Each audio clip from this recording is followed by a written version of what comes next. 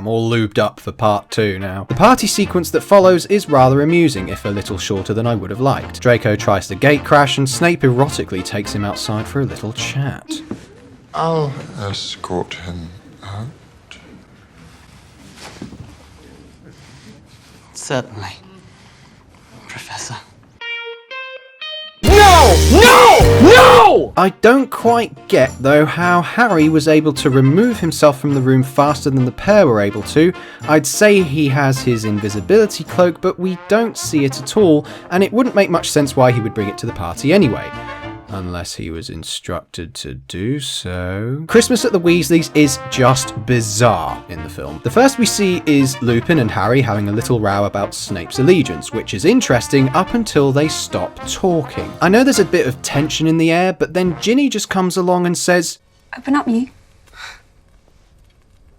Don't you trust me?"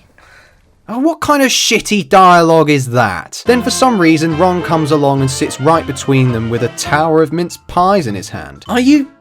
There's a perfectly good chair right there, you mongrel! I get in the book there's this previously mentioned concern of Harry's that Ron won't approve of his romantic interest in Ginny. This cannot obviously be done on film without, say, I don't know, a voiceover, but if this was what they were trying to show, they've done an absolutely awful job at it. Arthur doesn't even say anything either. This is the strangest, most uncomfortable part of the film. Was it meant to be comedy or something? And was it even worth filming? Before we get to that ridiculously nonsensical sequence with the Death Eaters destroying the house, I'll just describe how this little segment plays out in the book. During Harry and Lupin's conversation, it is brought to Harry's attention that Fenrir Greyback was the one who passed on his lycanthropic genes to Lupin due to a disagreement with Lupin's father. This makes his character a whole lot more interesting, seeing as a revenge plotline could be brewing in the making at this point. So Ginny gives the hint she'd like to sickle on Harry's desirable number 1 before Bellatrix shows up and starts setting fire to things. Now bear with me here, because this sequence just doesn't make a drop of sense to me. It's not only absent from the book, but we'll go through it step by step in an attempt to understand what the fuck is happening here. So Harry somehow is able to brush past 4 fully grown adults standing in a doorway without any resistance at all. And the same goes for Ginny too, your own fucking daughter, you muppets! Also, remember earlier when Harry gets dropped into that swampish puddle right in front of the house? Where the fuck did that disappear to? He's running without considerable speed loss. Where the hell are we right now? Another question, how is this area so well lit? It's the middle of the night if we just look up at the sky. What light source is enabling us to see them so well? Correct me if I'm wrong, but I thought the Burrow, like Hogwarts, had protective enchantments around it to prevent these kind of things from happening. I don't believe it's mentioned until the next story, but you would have thought these members of the Order would have at least considered it. Finally, I love how Arthur's house, the life he built up with Molly, is smashed before his eyes, and all he can react with is... Molly. Not even a teensy tiny bit of distress or shock at the fact that your house is about to be burned to the ground. Oh, just look at these reactions. Molly, where are the tears? Where's the emotion? Any of you? Oh, fuck this. Brian, can you just take over for a minute? I need to cool off.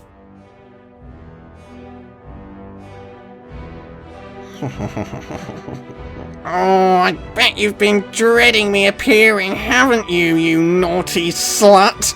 Well, tough shit. I'm back from the Alps, and now I'm here to talk about some major changes from the book that make this film so insufferable to watch. Instead of the Burrow being burned down, the Minister for Magic, Rufus Scrimgeour, goes with Percy Weasley to the Burrow to ask Harry for his support with the Ministry. What this translates to is him asking Harry to appear as though he is assisting the Ministry for public morale. Percy is welcomed with open arms by Molly, although the rest of the family simply stare at him. Scrimgeour's attempts at an alliance backfires, however, when Harry remembers that Stan Shumpike was arrested on suspicions of being a Death Eater, and how poorly he was treated the year before by the Ministry, turning down the offer in a rightfully bitter manner. There's also 3 other memories that didn't make the film for some reason. In the first, Tom Riddle visits the Gaunt household as a teenager, greeted by Morphin holding a knife and his wand. They speak in Parseltongue to establish communication, where Morphin explains to Voldemort that he looks a lot like Riddle Sr., the muggle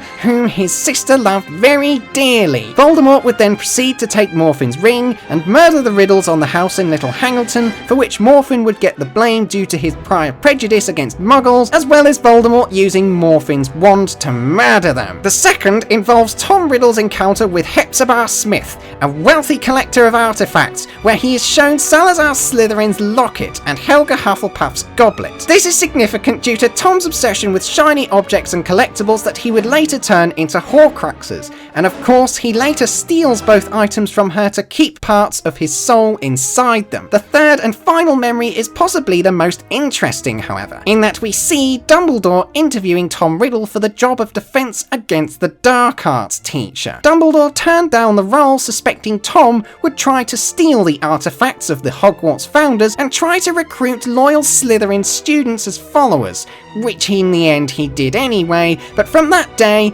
Dumbledore states that no teacher lasted in the post for more than a year, which is a brilliant loose end to tie up, but also throws Snape at the forefront, making us wonder how he will lose the position at the end of the novel. Maybe you could take a few lessons from this, Steve. I still haven't forgotten about what a mess you made of Goblet of Fire, Steve. I will hunt you down, Steve, and I'll find you! And before this channel gets taken down for hate speech, let's continue with the video a little more quietly. Ron falls in love with Romilda, and I can't help but feel they didn't know exactly how to create this on screen. The result is a bad-tempered idiot that behaves in a very creepy manner and forgets what the girl looks like within a matter of minutes. He gets thrown into hospital, and I will admit Jessie Cave did a pretty good job at being the most irritatingly clingy and controlling girlfriend anybody could hope for, even if she was barely mentioned previously in the story and has little to no backstory whatsoever. Harry chases Malfoy into a bathroom, fueled with rage at the idea that he could have cursed Katie Bell and the superstitions he holds about him. One could make the argument that after all the shit Harry's been through, he is justified in his actions in this scene, but the filmmakers cleverly placed this shot of him reflected in broken glass right here, showing the fragmented version of him that's almost entirely unrecognisable. This resonates with Lupin's line earlier about him being blinded by hatred, which he certainly is, and it is interesting because now he's not the only one without a father figure in the family anymore. Sirius and his father are dead,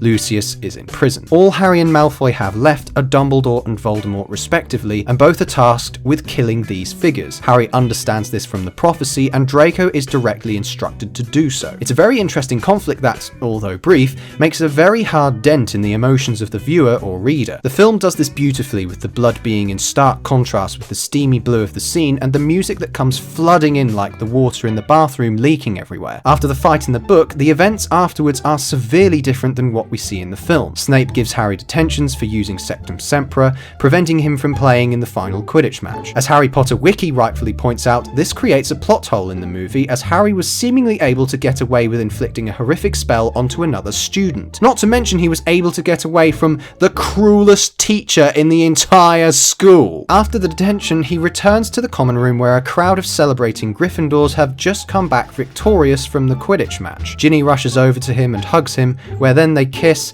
and begin their relationship. Irritatingly, it is never mentioned in the film that Ginny and Dean broke up, so their encounter in the Room of Requirement is a bit bewildering in the film and doesn't make much sense. I would have preferred this way in the book of bringing these two characters together, purely because the film version really is that fucking cringy. Bonnie Wright almost reluctantly asks Harry to take her hand and then begins to act like the Phantom of the Room of Requirement, wandering backwards in a half-assed voice. Now I can understand the layout of the Room of Requirement here, for Harry requires somewhere to hide the Half-Blood Prince's textbook. This is like Malfoy's requirement to some degree, but the Vanishing Cabinet is a big fucking object to hide. Why didn't the room just change to a room with hundreds of thousands of copies of these things so nobody would know which cabinet was the right one, or something like that? What was that? Yeah, like that wasn't forced onto the pair of them for some kind of weird romantic moment leading up to their kiss. The Phantom of the Room of Requirement then comes back to kiss Harry, and then...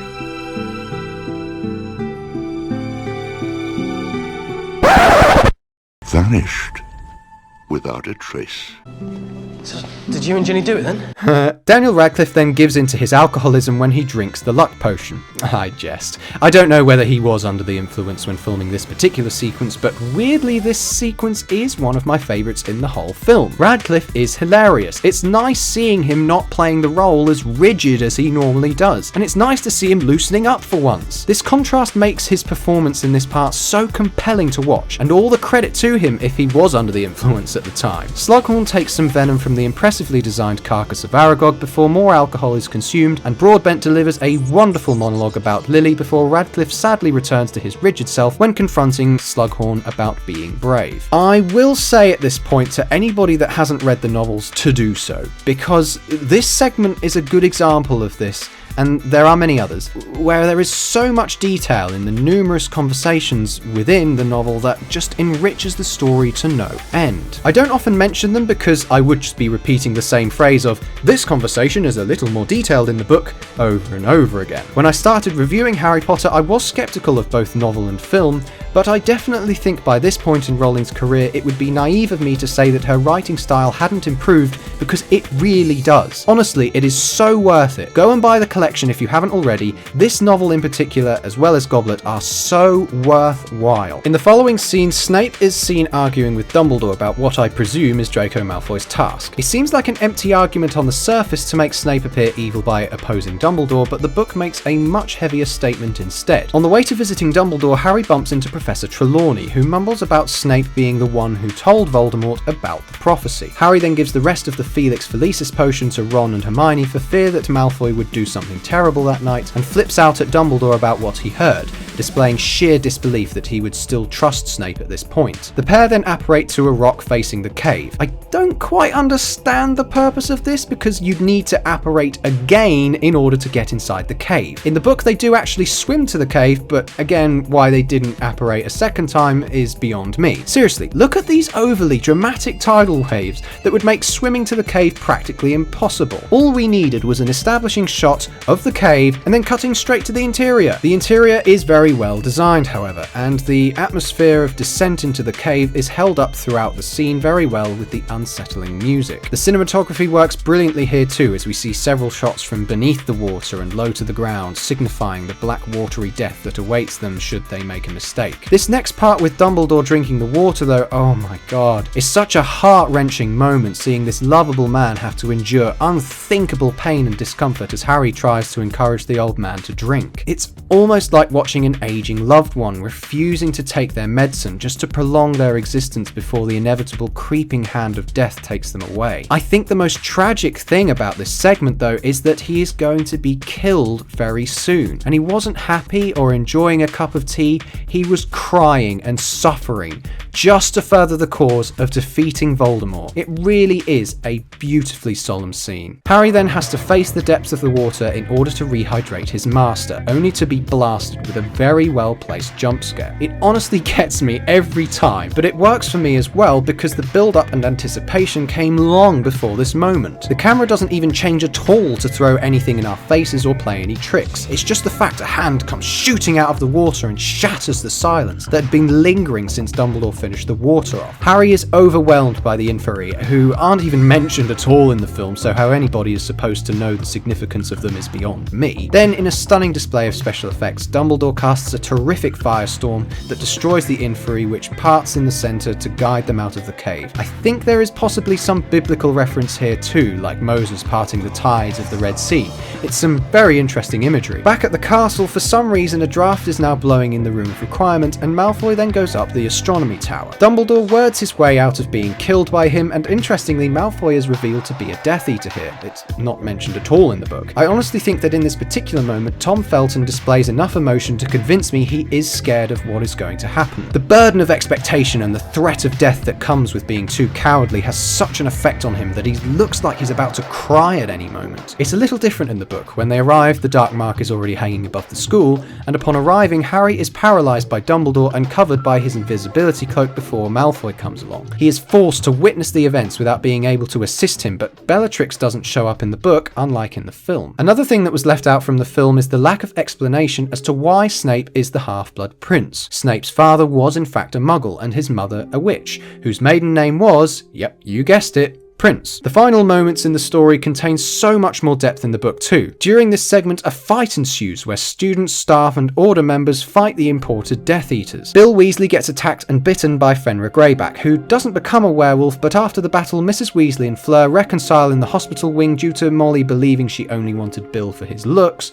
but Fleur says she doesn't care what he looks like due to his face being damaged so badly he probably won't be as pretty ever again after his attack. The good guys are victorious due to several students taking the luck potion Harry gave to them earlier. When Harry chases Snape, Hagrid can be seen fighting off Death Eaters before his house is set on fire by another Death Eater. Snape blocks a lot of spells from Harry, sneering at his weakness and calling James Potter a coward in retaliation. Harry tells Snape to kill him, calling him a coward again, but this time Snape becomes very emotional about that comment, almost inhuman in fact, only for Buckbeak to attack Snape and consequently escape. The film does display quite a beautiful moment as all the witches and wizards of Hogwarts destroy the dark mark hovering above them with what I guess is Lumos? Regardless, the music plays a large part in the emotional response I have to this moment. I also like to think it's going back to what Slughorn said about staying in the light, which is what they're all casting to get rid of the dark mark. There is a similar equivalent in the book where Fawkes the Phoenix can be heard singing a song in response to its master's departure above and around the grounds. Both ideas are equally beautiful, but one thing that I think, if anything, that should have been included in the film would be Dumbledore's funeral. There is some beautiful imagery laid within the final chapter of the book, it being a beautiful summer's day and the mer people of the lake singing as the mourners take their seats. In fact, most of the wizarding world come to this funeral, which is a nice reuniting of all the minor characters we've grown to love throughout the series. Hagrid carries Dumbledore's body to the tomb, and Harry is overwhelmed by the fact that there is nobody truly left to protect him now, and that he must continue the fight alone. He breaks up with Ginny here, saying that Voldemort would prize her as a hostage if he knew of their relationship. She admits to being too shy around Harry for a long time,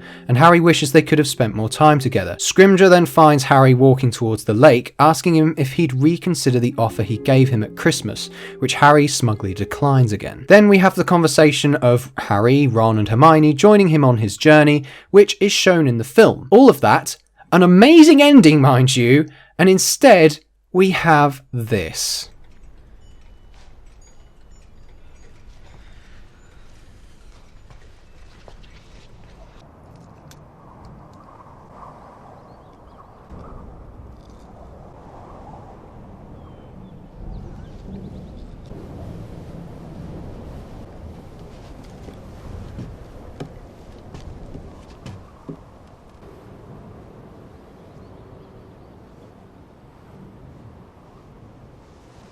If I were you and he's around, I'd keep this logging to a minimum. Must suppress rage. So, did it suck? I find myself in a situation similar to that of when I finished off Goblet of Fire. Amazing book and a not so amazing film adaptation. Aside from the tiniest of inconsistencies and more questions that need answering, the book is incredible. I thoroughly enjoyed reading it, possibly more for the depth and detail that's missing from the film, but it is excellently written and is structured far better than the previous novel. I particularly liked the segments involving Snape, the memories, all the things related to Rufus Scrimgeour, and of course the funeral. The film, however, well, I don't think it's quite as bad as Goblet, but it really is a mixed bag of excellent and disastrous. The visual effects, the music and design elements are excellent as always, and some of the acting in this is excellent, particularly Jim Broadbent, whilst some is just bizarre, such as Bonnie Wright and Dumbledore's weirdness at the beginning of the film. There is some great camera work in here too, even if the visual tone of the movie is rather stale throughout the majority, and there are some sequences that are great seen on screen, like the cave, when Harry takes luck potion, and when Hogwarts evaporates the dark mark in the sky. Unfortunately, some of the more irritating aspects of the film could have done with redoing or removing entirely, such as the cringe-inducing romantic moments and Christmas at the Borrow. One main flaw that definitely ruins this movie, however, is how basic it is, because it removes the quality writing that Rowling put into her novels, and the results can vary, but certainly after reading it, I would definitely say give this film a miss. I give the book a 9 out of 10 and the film a 5 out of 10. Thanks for watching. Here are some outtakes. Now bear with me here, because this sequence doesn't just make a drop a cent going to the toilet, oh fuck! And of course, he later steals both items from both her to keep Oh no. Due to Tom's obsession with shiny objects and collectibles that he would later turn into Hogcruxes. Hogcruxes. Oh, we need to make that a meme. Somebody on Twitter better do it. Jessie Cave did a pretty good job at being the most blah blah blah blah blah blah blah blah blah blah. Oh, I need more water. Harry chases Malfoy into a bathroom, fueled with rage at the idea that he could have cursed Katie. After the detention, he returns to the common room where Daniel Radcliffe then gives in to his alcoholism when he drinks the lug and upon arriving, Harry has AIDS. And I also like to... This is bullshit.